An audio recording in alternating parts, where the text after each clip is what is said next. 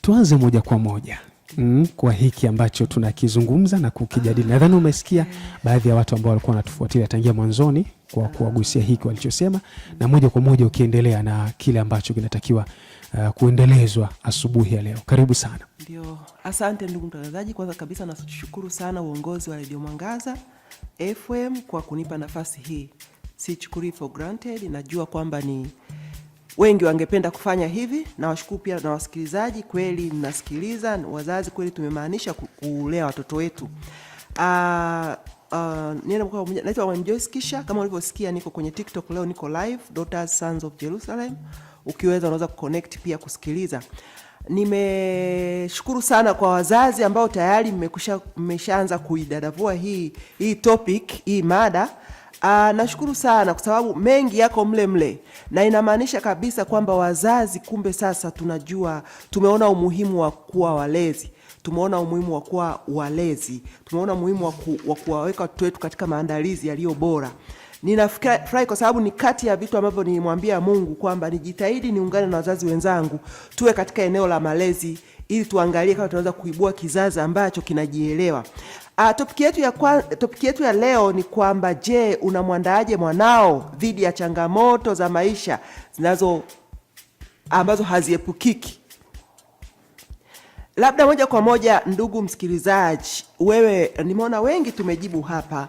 Kweli tunazijua ambazo haziepukiki, ila hakuna mtu alitaja isipokuwa ni maandalizi tu ya mtoto tumeyapata hapa. Na mimi nitakwenda mle, lakini nimeona kwanza, kabla ya yote, kwanza tuangalie hizi changamoto haziepukiki ni zipi.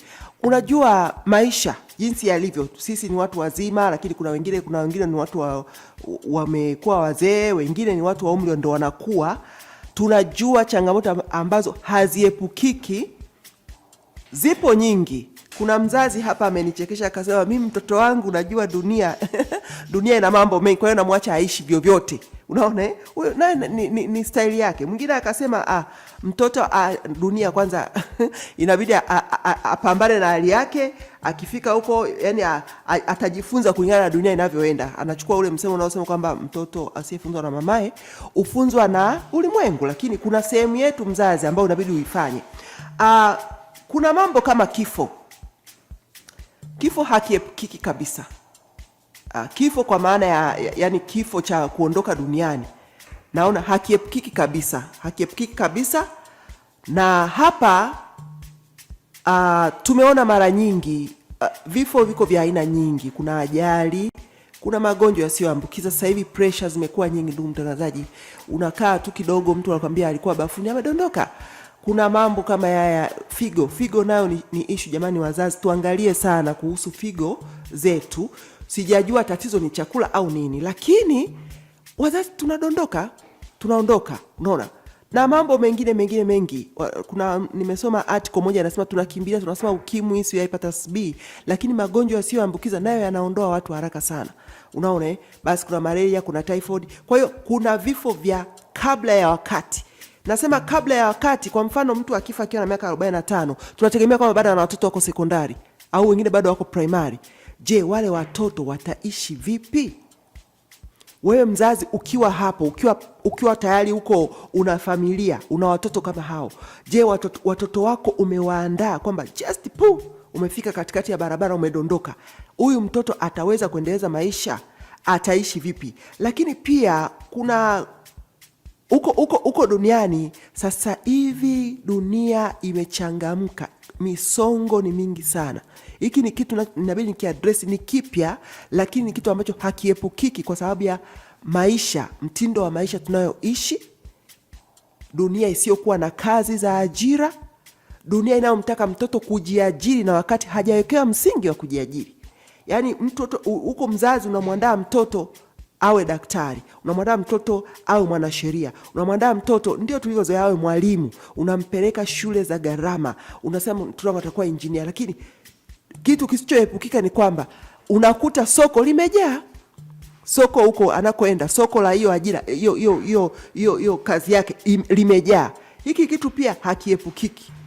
Unaona hakiepukiki. Je, ule msongo, maisha yenye msongo kwa vijana wetu, kwa watoto wetu, tumewaandaa vipi jinsi ya kukabili vitu vya namna hiyo, kukosa kazi.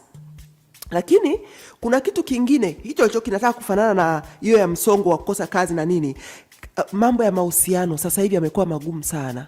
Yamekuwa magumu kwa sababu labda ya hizo kwamba kila upande, kuna upande ambao umeingilia upande mwingine. Sitasema sana katika hiyo, lakini wewe unajua namna gani jinsi watu walivyokuwa kupelekea mahusiano hasa ya ndoa, na sasa hivi inatengeneza nini pale katikati. Kuna gap kubwa sana la mahusiano kati ya mume na mke, gap kubwa sana, sio kama ilivyokuwa zamani. Je, mtoto umemwandaa vipi kukabiliana na hizo 50-50, kukabiliana na hizo za kijana ambaye hayuko hawajibiki, lakini binti ambaye anataka kutawala nyumba, anataka kuwa, anasema mimi najua kila kitu, amesoma, ni msomi, anaelewa nini. Hivyo vitu haviepukiki sasa hivi, kwa sababu elimu tunawapeleka watoto wote shule, ni kitu kizuri. Tunajua kwamba na mabinti na vijana nao wanapata equal opportunity, nafasi sawa. Lakini wanapoingia kwenye eneo ambalo linahitaji kichwa, linahitaji msaidizi, hapa epukiki kuwa na challenge, kuwa na changamoto mbalimbali.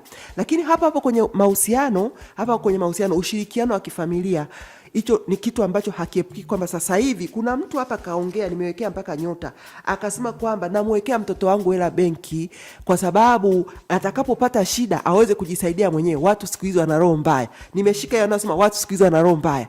Upendo uliokuwepo, ndugu mtangazaji, upendo uliokuwepo kwenye familia zamani kidogo, nasema zamani kidogo kwa sababu sisi si watu wa zamani sana, sasa hivi umepoa. Kila mtu anakufa na familia yake, watoto wake, nuclear family, wale watoto wake. Hakuna mtu ana utayari sana kuchukua watoto wa mjomba, watoto wa shangazi, watoto wa kaka mdogo, kaka mkubwa. Tumefikia hatua hata vikao vya familia havifanyiki vizuri, tunaoneana wivu. Unaona? Hiki ni kitu ambacho kinaletwa na ugumu labda wa maisha. Unaona? Kwamba baada ya mtu kupata kazi anafikiria hivi, kesho nikikosa kazi inakuwaje? Haya maisha hivyo magumu, nitoe tena 100,000 ya kumlipia ada mtoto wa mwingine. Sasa hali kama hizo, mtoto azitegemee kwamba upendo unapoa from time to time. Tunaanza kuishi maisha ya Ulaya. Hapa naongelea Tanzania jamani, hapa ni Afrika. Ulaya ambapo mlango wa pili hawezi kujua mlango wa kwanza wanaishije. Unaona, watu wanaishi kwenye nyumba, kwenye apartment moja, lakini mlango unaotazamana hakuna mtu anajua habari za mwenzake. Ndiko tunakoenda sasa. Hiyo nayo ni mambo ambayo hayaepukiki. Maisha ya upweke, maisha yenye changamoto za kukabiliana wewe mwenyewe binafsi. Sasa nimetaja hivyo vitu vichache. Wewe ndugu msikilizaji, unajua mambo mengi ambayo hayaepukiki sasa hivi. Nimetaja vitu hivyo kwa kwa uchache. Kwa mfano, kuna ishu za kukataliwa. Sasa hivi dunia ina kaubaguzi ambako kako kaasili fulani hivi. Kaubaguzi ambako hatuwezi kukaepuka. Unakuta katika jamii fulani wenye pesa wanapewa haki fulani. Anayeendesha gari kubwa anapewa haki fulani. Nimeona kibonzo jana kwenye TikTok. Naangalia sana TikTok ili niwasaidie vijana. Mtu anakuja mwenye gari dogo, kwa mfano Lactis, akifika pale anasalimia asalamu alaikum, wote wanaangalia pembeni. Bwana Yesu asifiwe, wengine wanaangalia pembeni. Alipokuja mwenye gari kubwa, wote wakakimbia kwenye kioo kumsalimia. Hii inaonyesha nini? Sasa hivi kuna matabaka mengi. Hiki kitu hakiepukiki. Lakini sasa tuje sasa moja kwa moja kwenye masuluhisho ambayo wazazi baadhi wameyatoa, lakini mimi nitatoa ya kwangu, tutachanganya humo. Hapa tuko kwenye kuelimishana, tunanoana, chuma unoa chuma. Sawa chuma unoa chuma, tunanoana ili kusudi tutengeneze watoto ambao hawatakuwa na misongo huko baadaye. Tuwaweke wakiwa bado wadogo, na ukumbuke kwamba mtoto unavyomlea ndivyo anavyokwenda kuwa. Akikutana na changamoto kule, akirudi kwako haitakuwa kulea tena. Utajitahidi kurekebisha. Ndio unasikia watoto wanapelekwa sober house. Sober house ni nzuri, lakini ni solution ambayo inatolewa baada ya mtoto kutopata malezi. Unaona? Anakuwa ameachiliwa. Kuna mzazi hapa akasema habari ya kuacha mtoto. Asa unamwacha tu, dunia itamfunza. Dunia inafunza in a hard way, katika njia ambayo sio sahihi. Lakini mzazi itafurahisha kama ulisema ukamsaidia mtoto, na mtoto huyo kama hakusikia akaenda kukutana na kitu, atakumbuka. Kwa wale wa Kristo tunakumbuka yule mwana mpotevu. Yeye alipokumbuka mambo ya nyumbani kwao, pamoja na kwamba alikuwa ni mkaidi, alikumbuka.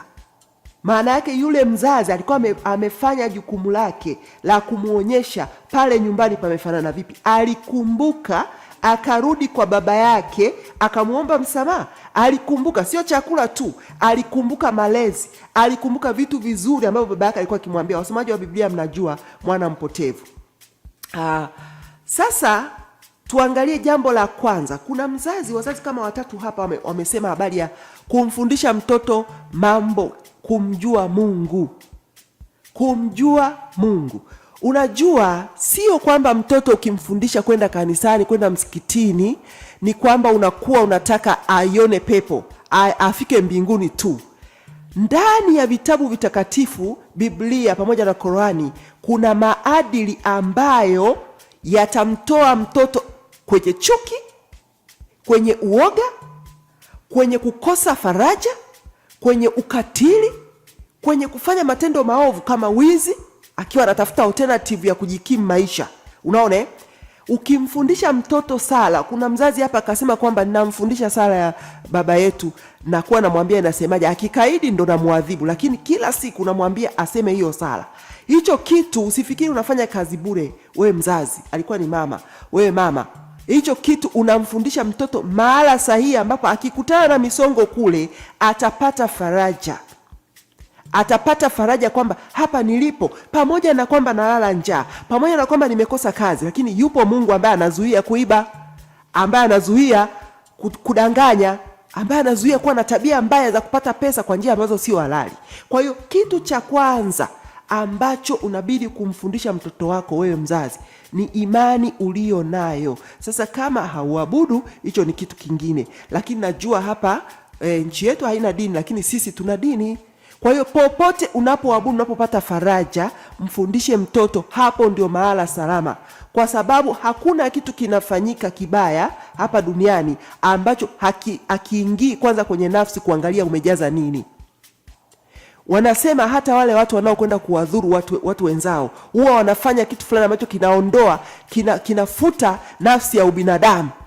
Mtu anakunywa pombe au anavuta au anafanya nini, ndo anaenda kumzuru mtu mwingine, lakini akiwa katika akili yake timamu hawezi kufanya hicho kitu. Kwa hiyo mfundishe mtoto kutii amri, kumjua Mungu, kitu cha kwanza. Jambo la pili, nimesema habari ya changamoto zisizoepukika. Kwa mfano, mtoto akifiwa na wazazi, ikatokea kwamba mmeondoka wote, anatakiwa kitu cha kwanza umfundishe mtoto kukubali jambo linapotokea, kulikubali kwanza bila kupaniki, kukubali kwamba okay, mimi Mwalimu Joyce Kisha sasa hivi sina wazazi, that is it. Kwa mimi Mwalimu Joyce Kisha sasa hivi nimeondokewa na wazazi, au mimi Mwalimu Joyce Kisha nimekwenda kufanya interview, nimekwenda kwenye usaili nikakosa kazi. Kwa hiyo kwanza, kitu cha kwanza wafundishe kwamba mambo hutokea. Kuna mzazi kasema kwamba mtoto anamfundisha kwamba dunia ndivyo ilivyo. Ndiyo, mambo hutokea na asipaniki. Unajua kwa nini mtu akipaniki? Nikisema kupaniki sijajua Kiswahili, ndugu mtangazaji, Kiswahili rahisi cha kupaniki ni nini? Asipaniki. Okay, naomba nilitumie hivyo hivyo. Nafikiri wa Tanzania tunaweza kutumia lugha zote. Kwa hiyo kumfundisha mtoto asipaniki, asione kwamba dunia imekwisha. Hii itamsaidia kutokufanya maamuzi mabaya. Hii itamsaidia kutokufanya maamuzi ambayo hayatakiwi. Itamsaidia kufanya maamuzi akisema sasa okay, sasa nimekosa kazi, sasa nalipokea hili kwanza. Unamfundishaje mtoto katika hii eneo? Unaangalia watoto mnapokuwa tukiwa pale nyumbani. Huyu mtoto ana jazba. Yaani siku ukimwambia kwamba sina hiki, kwa mfano sina pesa, jinsi anavyogonga meza, jinsi anavyofunga milango, jinsi anavyokwenda kujitupa kitandani, mfate mwambie dunia haiko hivyo. Kuna kukosa, kuna kupata. Ukishamfundisha mtoto namna hiyo, unamwandaa baadaye anapokuja kwenda kupokea kitu ambacho hakiepukiki. Mwingine anakwenda kupima, anaambiwa umeathirika, anakwenda kujiua. Hapana, kuna ARV zipo, kuna ushauri na saa. Kwanza unapokea ile hali, alafu unaangalia sasa niende vipi. Unaona ili niendelee kuwapo mpaka nifanye yale ambayo Mungu ameniita kwayo. Kwa hiyo kukubali jambo ni kitu ambacho tunafundisha watoto tangu wakiwa wadogo. Ukimchapa anafanyaje? Anajidondosha chini. Kuna watoto ambao hata akinyimwa pipi tu akusalimii kesho yake asubuhi, na unasema mtoto, jamani, huyu mtoto ukimnyima kitu tu anakasirika. Hebu usikasirike baba, usikasirike. Ukifanya hivyo unamwandaa mtoto kule baadaye, siku akipokea kukataliwa, labda ofisini amekataliwa posho, anaweza akamtukana na bosi. Unaona vitu vya namna hiyo. Akishamaliza hiyo, mfundishe mtoto kujikubali na kuangalia anajiweka wapi, anafanya nini, na katika hilo lililomkuta mtoto akijua kwamba mimi niko hapa, najikubali, hili hapa sijalipata, lakini kuna mahali ambapo nafanya vizuri. Nimefanya kwa mfano wa mtihani. Tumekuwa tukisoma sisi masomo mengine, hesabu unapata F, labda unapata 20, unaona, lakini unakuta geography unapata 70, unaona, alafu Kiingereza unapata labda 60. Mwalimu akimuita mtoto huyu akamwambia, aha, wewe kwani unafeli hesabu? Aspanic. Kitu cha kwanza, akishakubali hiyo hali kwamba nimefeli hesabu, ajikubali katika anapokuwa wapi anafanya vizuri. Hii inamsaidia nini? Inamsaidia asipoteze mwelekeo. Kuna binti mmoja ambaye nimekuwa nikimsaidia, alikuwa akifanya vizuri darasani, lakini kuna somo moja halipendagi kabisa. Sitalitaja hapa. Mwalimu wake ni mkali, alafu aliwahi kumpiga. Hiki kitu kimempelekea asichukue masomo ya sayansi, ameamua kuchukua masomo ya art. Na juzi namuuliza, okay, umeamua kuchukua art, sasa hivi imefika saa ya chuo, unataka kufanya nini? Kitu alichoniambia kilishangaza sana, na ana akili sana. Anataka kuchukua kozi ambayo hata usipokuwa na hiyo, hata usipoenda form 5 form 6, hata usipoenda chuo unaweza ukaifanya. Nikamwambia, unajua mwanangu, najua ulikoharibikiwa ni kule kwa mwalimu wako wa hilo somo. Sasa hilo somo unataka kuchukua, watu wanachukua wakiwa wametoka chuo. Unaona, ni kitu ambacho wanafanya kama side hustle, ni kama kitu cha pembeni. Kuna kitu alikisema, yani cha kawaida tu, ambacho mtoto anaweza kukifanya. Lakini kwa nini huyu binti alipokuwa ameambiwa kwamba umefeli physics, akachapwa kiboko, somo nimelitaja sasa hivi, sasa umefeli hilo somo la physics, alipochapwa kiboko hakujua wapi pa kukimbilia, wapi ana uwezo, kwamba kama anaweza kufanya kemia, kama anaweza kufanya hesabu, ili somo ngoja nilikazanie, nilisoma. Akaacha hicho kipindi, akatoka science akaingia art. Ni mfano ambao unaweza kuona ni mdogo, lakini huu mfano unakwenda kutengeneza maisha ya baadaye ya huyu binti. Atakuwa kwenye sehemu ambao hakuwa amependa. Kwa sababu ya nini? Aliona kwamba hawezi kabisa kwa sababu ya somo moja. Msaidie mtoto kujitambua. Anapokubaliana na hali, msaidie kujitambua ni wapi ambapo anafanya vizuri. Akifeli hesabu, mwambie, mwanangu, unaweza. Mwanangu, hapa, yani tukikaa pamoja tukapata tuition, tunaweza kuvuka, si ndio Kwa sababu ukimwambia achana na huyo mwalimu, tena anakuchapa, mwanangu mzuri, hebu fanya masomo unayoweza, umemwekea kitu ambacho baadaye kitakwenda asema, tena kweli mimi nitaka kuwa rubani, lakini mama alinizuia baada ya kufeli mara moja. So umeona, mjaze, mtie moyo kwamba umefeli leo, kwamba uwezi sasa hivi, angalia kama unaweza hiki na kesho unaweza kuweza kitu fulani, au hicho unachokiweza, mtie moyo. Tunaendelea kuzungumza na kujadili jinsi ambavyo unaweza kumfundisha mwanao ama kumjenga kutokana na changamoto ambazo haziepukiki. Unaweza kujiuliza, changamoto gani hizo ambazo haziepukiki? Madam, of course, taratibu amejaribu hapo kufafanua. Kuna changamoto zingine huwezi kuziepuka vile vile. Mahusiano huwezi kuepuka. Mungu katuumba hivyo, lazima tu ukifika umri uweze kuingia kwenye tunasema kwamba kwenye industry hiyo. Nilipenda vile vile ulizungumza kitu kwenye maisha papo hivyo. Kuna watu wanaishi kwenye classes. Huwezi kuepuka ubaguzi. Huwezi kupendwa na kila mtu vile vile. Unajiandaaje ukienda sehemu mtu akakukataa sikutaki? Utalia na kugaragara? Utakubali, na utakubali vipi ili usiathirike kisaikolojia? Kuambiwa sitaki madam si jambo jepesi. Mtu kuambia sitaki na akamkubali mtu mwingine, ila hali kama wewe una kila kitu cha kufanya kile jambo. jambo si jambo jepesi.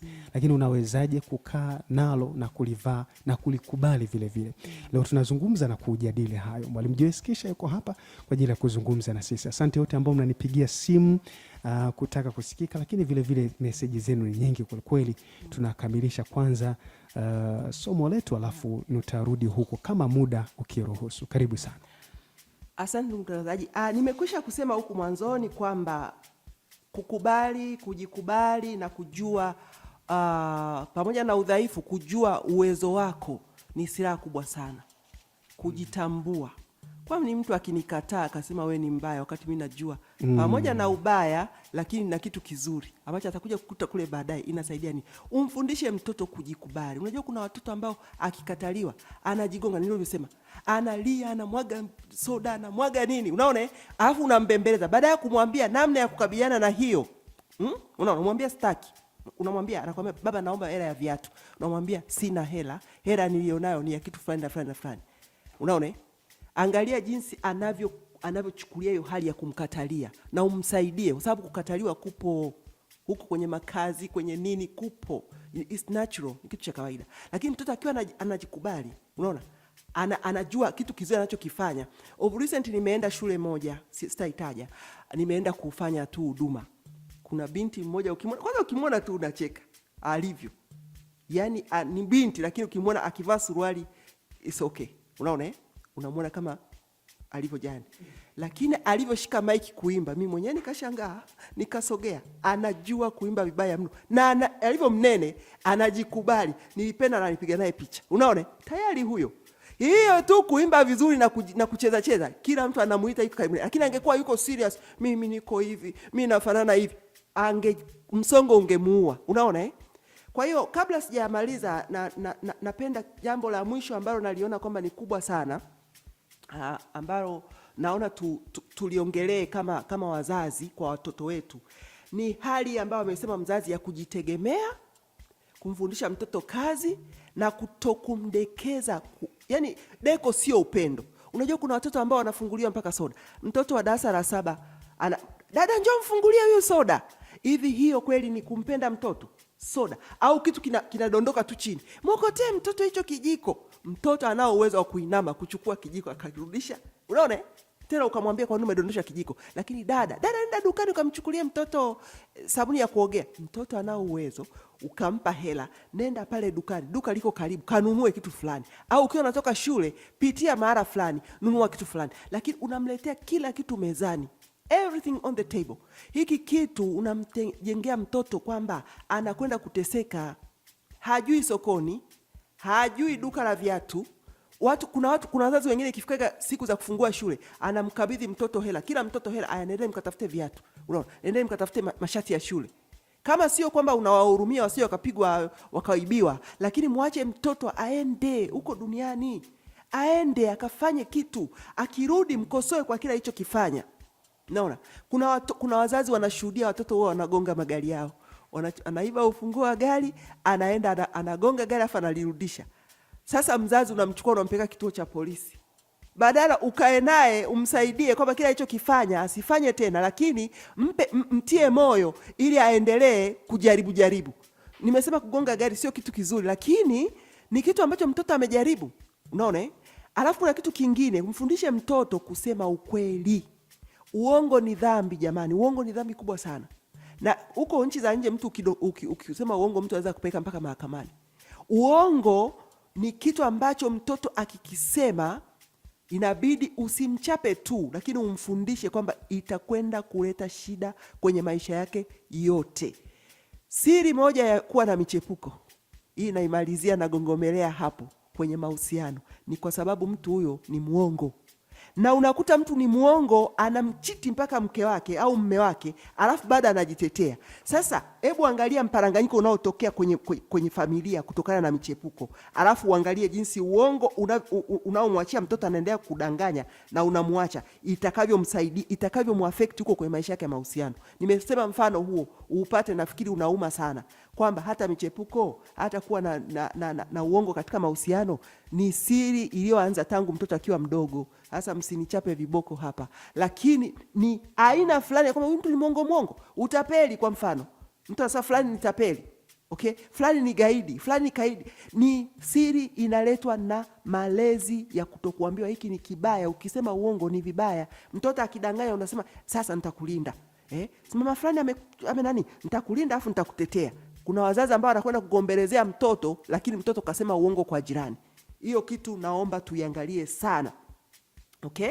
Kwa hiyo mtoto usimdekeze mpaka akafikia hatua na kuwa tegemezi, hata kujiogesha, hata kufua nguo zake alizochezea mpira nje. Unaona? Kuosha chombo chake alichokula. Usimletee kila kitu mezani. Wakati mwingine muache alete mezani, apike, aunguze, umfundishe kupika. Umwambie kaanga hilo yai, akikaanga vibaya mwambie hili yai umeweka chumvi nyingi. Mfundishe, kwa sababu huko anakoenda kuna surprise nyingi. Mtangazaji kasema habari ya mahusiano, hicho akiepukiki. Kuwa na mahusiano akiepukiki. Unaona? Je, akikutana na changamoto za mahusiano anarudi nyumbani, anajiua? Kuna vijana ambao wanajiua eti kwa sababu girlfriend kamkataa. Okay. Akifa kila kitu kimeisha, mzazi umepata hasara, lakini yule girlfriend anaendelea kuishi. Kwa hiyo kuna mambo kama hayo ambayo kama wazazi tuwape watoto wetu elimu za kawaida tu, na tuwape katika hekima, sio katika ugomvi. Kwa mfano, mtoto akikudanganya siku ya kwanza ukamchapa, okay? Lakini usimuonyeshe njia ya kwamba uongo ni mbaya. Ataacha kukudanganya, lakini ataendelea kudanganya. Au akikosea kitu ataogopa kukuambia ukweli, kwa sababu jinsi ulivyotibu uongo aliyoufanya, ulimtibu kwenye njia ambayo ni ya kuumiza. Unaona? Kwa hiyo utakuta mtoto anaweza kaficha vitu vingi, anamwambia jirani, anamwambia msichana wa kazi, anamwambia, ambavyo baadaye unakuja kuviona matokeo yake ni makubwa. Tumeona mimba, watu wanafika mpaka mtoto anajifungulia nyumbani. Hii ni kesi kabisa. Na lakini pia mtoto anakuwa na urafiki na watu wabaya mpaka wanamharibu. Lakini unaye hapo kila siku. Ni uongo ambao haukutreat vizuri katika njia ambayo ni sahihi. Asante ndugu mtangazaji.